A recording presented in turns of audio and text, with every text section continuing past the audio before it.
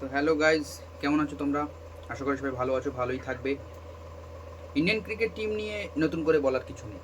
যত বিতর্ক হয় হোক, ফলাফল দিয়ে আমরা সকলকে বুঝিয়ে দিতে ভালোবাসি। কিন্তু এই মুহূর্তে যে টিম সিলেকশন হয়েছে আমাদের, এই আসন্ন এশিয়া কাপ নিয়ে যে টিম সিলেকশন হয়েছে, আপনি দেখেছেন? যদি দেখে থাকবেন একটু দেখবেন, সবচেয়ে ডিজার্ভিং প্লেয়ারটাই না এই দলে নেই।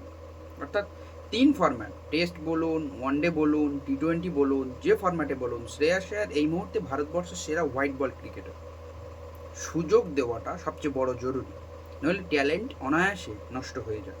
শ্রেয়াস আয়ার এই মুহূর্তে যে ফর্মে আছে, এবং সবচেয়ে বড় কথা শুধু ব্যাটসম্যান হিসেবে নয়, 3-4 আপনি যেখানে খেলাতে পারবেন সে খেলবে, ক্যাপেবিলিটি আছে। এবং সবচেয়ে বড় যেটা, অধিনায়ক ক্যাপেবিলিটি তিনি যোগ্য, তিনি অধিনায়ক হওয়ার যোগ্য। তাকে সেই পদটি আশা করি বিসিসিআই দেওয়া উচিত, কিন্তু এখনও পর্যন্ত সিলেকশন তাকে রাখেনি, তাকে ভাবনার মধ্যেই আনেনি। জানি না কবে তাকে আবার সেই ভাবনার মধ্যে আনবে।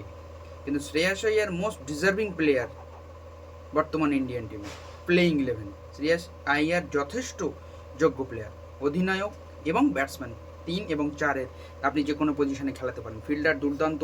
আপনি তাকে কি অজুহাতে বাইরে রেখেছেন আমরা জানি না। তো বিসিসিআইয়ের কাছে অনুরোধ, শ্রেয়াস আয়ারের দিকটা একটু ভাবা উচিত।